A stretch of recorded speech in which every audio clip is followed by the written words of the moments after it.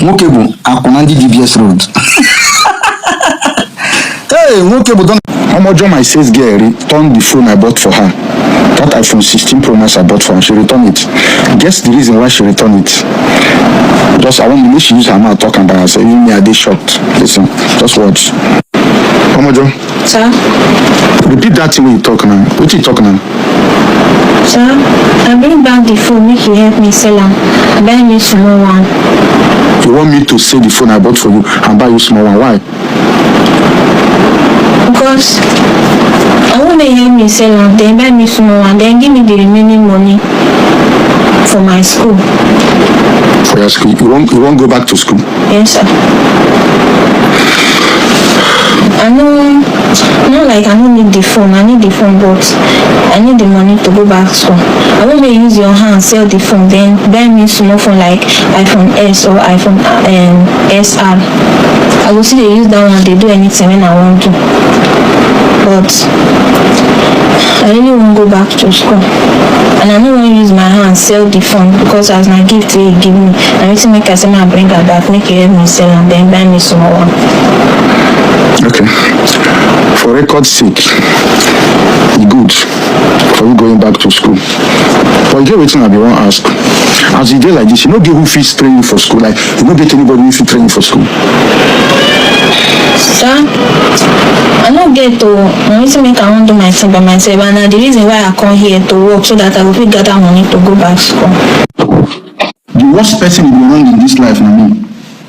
If you ever run me, maybe say I don't do you anything. You wrong me, you hurt me.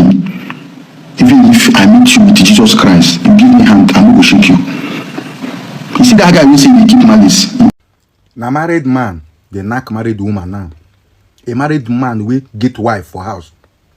Now them they knack married woman where they live with their husband. Especially those men will be say you marry your wife, leave them for another city, there another city. Or you marry your wife, leave them abroad. Now married man, now them they arrange their wife. Do you know the worst part of it? You say, when married man cheat with a married woman, they know the reason. People will cheat well for this life. Now married men versus married women. Most married women where they knack today. Now married men they knack them. You see Mpangozi with Mami Joma, then they knack. See. Man, that it's a day easy for married man to link up with a married woman. You go to look, they go say, the both of them are married now. Then they knack with. And when the woman where they cheat each other, they see the woman where they knack person husband. If you see the wife of that man when they knack, and they first greet him. Mama Kechi married, hello, we don't know. You look fine, I like your hair. And they knack your husband. Let me talk. I don't see them so many places. A married woman, man, go they carry another married woman, they go knack. You get one woman for Saba. Yeah.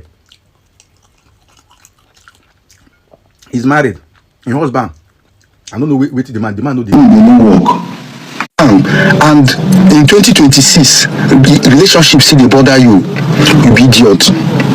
As a man, what is supposed to bother you now, money? Business ideas, business you are going to do, money for you to do business. If in a relationship, they allow all these small girls who they carry hand for head for TikTok, they do it like this, they bother you in 2026. As a man, they're very useless. They're supposed to use you, say they're supposed to say you give her your condemn people. I see one guy they make call now, one girl just for call. You understand? How you take sin? Who tell you say I die Asaba? I'm not in Asaba. I told you I traveled. You're calling me, telling me I'm in Asaba. Which girl you say I did with? Where did you see the girl? Where did you see any girl with me? In the Asaba. That girl when they explain now, leave what you supposed to do. They walk up and down for public, they shout when they make up. That girl feel no get like 100K for her account. I swear.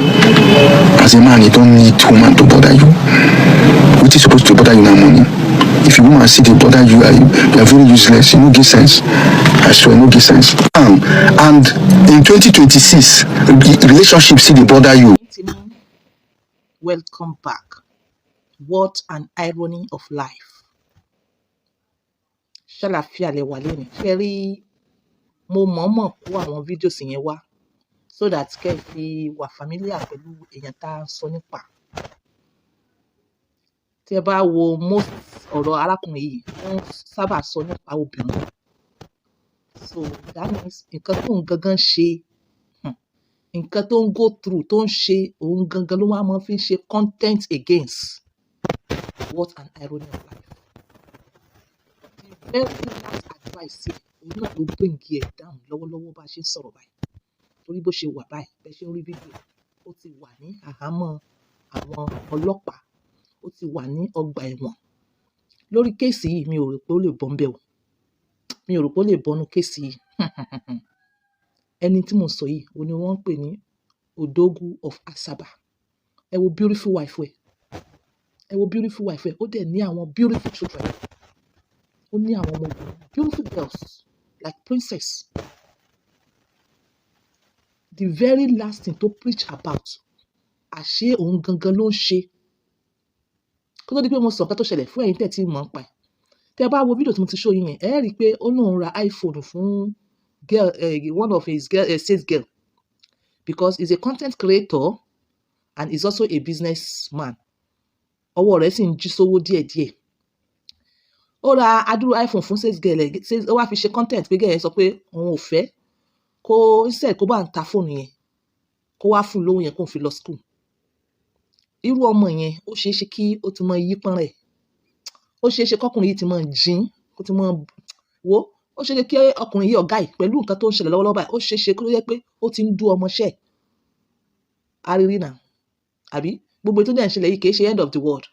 A sọ bẹ́ẹ̀ lánàá, a sọ bẹ́ẹ̀ lénìí, a tún sọ kọ́lọ́n jẹ́ kí wọ́n gbọ́. Bẹ́ẹ̀ gbogbo wọn tó bá ń ṣe ní kọ̀rọ̀, ìjọ tí pálámbà rẹ̀ bá máa ṣẹ́gi, wàá end up bí ọkùnrin yìí ni o. Ẹ wo ìyàwó ẹ̀, ẹ wo ìyàwó ẹ̀, ẹ lọ wo àwọn ọmọ ẹ̀, kí ló ń wá? Ṣàdédé ló wá jáde, ó sọ wípé anybody bá fẹ́ ṣe content o, tó fẹ́ jẹ́ content creator, òun máa kọ́. So obìnrin tẹ̀ ń rí, girl tẹ̀ ń rí yìí sìn, although òun náà ó ti ju 20 years lọ, she is like 21 years, kì í ṣe ọmọdé náà bẹ́yẹn náà, but kò mọkùnrin, kò mọkùnrin. Ó dẹ̀ jẹ́ káwọn èèyàn mọ̀ nínú content ẹ̀ pé òun ò mọkùnrin rí o, ẹ mọ̀ pé ọ̀pọ̀lọpọ̀ lè má believe. So òun ló wá pe Odogwu of Asaba ní Delta State. Ṣó yé yín pé òun fẹ́ lẹ́ni content o, kó wá kọ́ òun o. Odogwu wọ́n wá arrange, wọ́n wá ní okay kó pàdé òun ní hotel. Kó pàdé òun ní hotel. Ẹ̀yin tèmi, kó tó di pé mo complete story yẹn, because ó ṣeé ṣe kí n gbàgbé. Ẹ sọ fún àwọn ọmọbìnrin yín, ẹ sọ fún wọn, èyí tó tí ì mọ ọkùnrin, kọ́ mọ̀ mọ̀ sọ. Ẹ má mọ̀ sọ, ẹ má mọ̀ sọ, because tẹ́ ẹ bá sọ, wrong person ló máa jábẹ̀ àbálẹ̀ yẹn. Àwọn míì gan wọ́n fi ṣètùtù. Àwọn míì gan wọ́n fi ọṣẹ ẹ̀jẹ̀ yẹn wọ́n fi wẹ̀. Superstition belief, I don't know where they hear all those. Ṣó yé yín, ẹni kí wọ́n mọ̀ mọ̀ sọ. Gbogbo ọmọ tí ó wà ní àkàtà yín tẹ́ ẹ mọ̀ pé kò tí ì mọ ọkùnrin, ẹni kí wọ́n mọ̀ sọ jáde. Ẹni kí wọ́n mọ̀ bọ́ sọ́wọ́. Báwo mo ṣe fẹ́ stress àárín yìí, ó yẹ kó yé yín. Ẹni kí wọ́n mọ̀ sọ kán mọ̀ panu dé. So gẹ́ẹ̀ yìí kò pa ẹnu ẹ̀ dé. Nwoke bụ Akunandi DBS Road. Nwoke bụ Akunandi DBS Road. Nwoke bụ Akunandi DBS Road. Nǹkan tó nílé ṣe ni ó ti mú àwọn kan jẹ lọ, bẹ́ẹ̀ Ọlọ́run tún àṣírí rẹ̀. Ó ṣàdí pé ọmọ yẹn lọ bá ní hòtẹ́ẹ̀lì. Ìwọ tó lọ ẹ dákẹ́ ṣáà ní sùúrù. Ìwọ tó lọ báyàn ní hòtẹ́ẹ̀lì, kí ló rò? Ẹ fẹ́ lọ kọrin ni? Ẹ fẹ́ lọ jẹun ni? Ìwọ jẹ́ wọn ò jábàálẹ̀ ẹ rí o, wọn ò dú ẹ rí o, single mommy ni ẹ o, ìyàwó ni ẹ o wà nílé ọkọ ni o, mọ̀mọ́ ni ẹ o, grandmother ẹ ni o, ọkùnrin tó kó wá pàdé òun lótẹ́ẹ̀lì, ẹ fẹ́ lọ dóra yín ni. Ẹ fẹ́ lọ dóra yín ni. Ẹ má ṣì mú, má deceive rẹ̀. Tí wọ́n bá wá dú ẹ tán, tí wọ́n á sọ fún ẹ pé nínú tó lọ báyàn lótẹ́ẹ̀lì, tí wọ́n á sọ pé wọ́n force ẹni, wàláhì o lè mọ̀ rí justice. So know that kẹ́ tó wọnú hòtẹ́ẹ̀lì kó tẹ́lì lọ. So ó ṣà lọ bá màá yẹn ní hòtẹ́ẹ̀lì. Máa yẹn kí ló ṣe?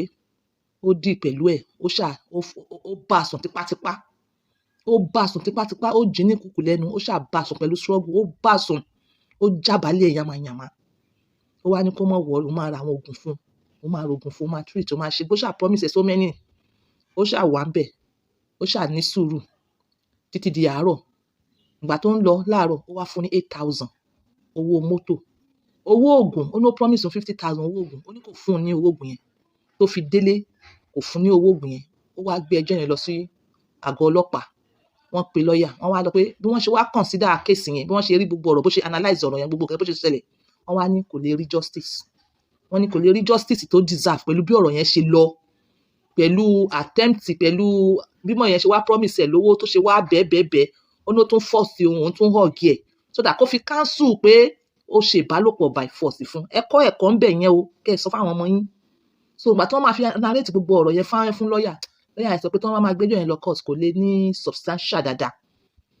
Kí ni arábìnrin yìí wá ṣe? Kí lọmọdé wá ṣe? Bó ṣe mú sniper tó mú nìyẹn, tó parẹ́ ní tèmi, ó wá parẹ́. Wọ́n wá lọ gbé content creator Odogwu of Asaba, o lè rí orí rẹ̀ tó ń tan gíláàsì lọ́ọ̀kan yẹn. Imagine the very last thing tó advice òun gan lòun náà wá deep inside.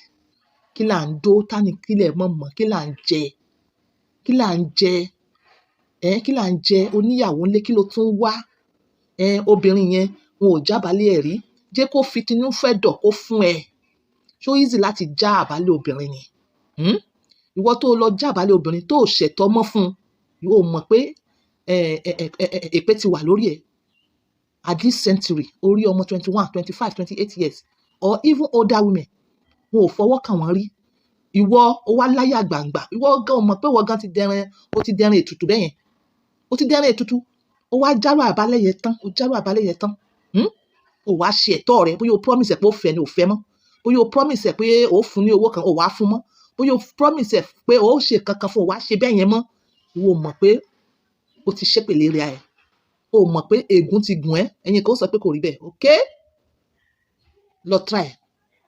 So ẹ wo others of my videos, ṣóyé yín kẹ́ fi mọ nǹkan tí mò ń sọ ń pa. Ìwọ tọ́lọ́run bá fún níyàwó alálùbáríkà, ìyàwó gidi tó mọ ọkùnrin rí, ó wá ní energy láti jábàálẹ̀ yẹn. Ìyàwó ẹ ní o, mi ní kó lọ jábàálẹ̀ ọlábàálẹ̀ o, torí a sì ṣe ìyàwó kan láìpẹ́ yìí, wàláì obìnrin yẹn wọ́n bá ń lé. Ṣóyé yín kì í ṣe gbogbo ọkùnrin ló ní energy láti jábàálẹ̀. Ìwọ tọ́lọ́run bá fún ní oore ọ̀fẹ́ obìnrin tí ó jẹ́ pé kò tí ì síbẹ̀ fún, tó ní energy yẹn, kàn sí Ajia fún apps alálùbáríkà tó máa fún ẹ ní energy gidi. Do you understand? Àlùbáríkà lójú, ṣóyé yín, àlùbáríkà lójú. Àìmọye àwọn tó jẹ́ pé wọ́n ti ṣe rí, maybe one way or to the other, maybe mistake. Ẹ wo olùgẹ́ yìí tó wáyé kò para ẹ̀ ń sìn, ṣé kò dàbí mistake ń sìn? Obìnrin alálùbáríkà ṣì ni wọ́n, oore ṣì wà lára wọn. Èyí tí Ọlọ́run bá fún ẹ, wọ́n ti ṣílẹ̀kùn ẹ̀ ní o, wọn ò ṣílẹ̀kùn ẹ̀ ní o, ṣóyé ẹ. Ọkàn kan àti inú kan tó bá fi tẹ̀lé yẹn, àlùbáríkà àbẹ̀ máa jẹ́ tiẹ̀. Ẹ má máa tọpinpin irú eléyìí kó mọ̀ kó yín sí wàhálà. Ọ̀rọ̀ mi ò jù báyìí lọ. This is Ajia on point by 2, always using my words to help others.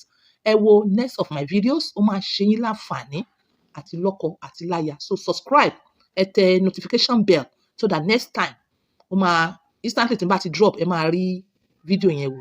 Then ẹ máa tẹ like, ẹ bá ti tẹ like yẹn kò sí ni wọ́n á gbé fídíò mi wá fún yín. Thank you, bye for now. Supply, do business, mama business. A lot of people. This is a very terrible mistake. I ready to give up everything. Thank you, my baby. Don't worry. How are you, sir? You know these are sister now. These are twin sister.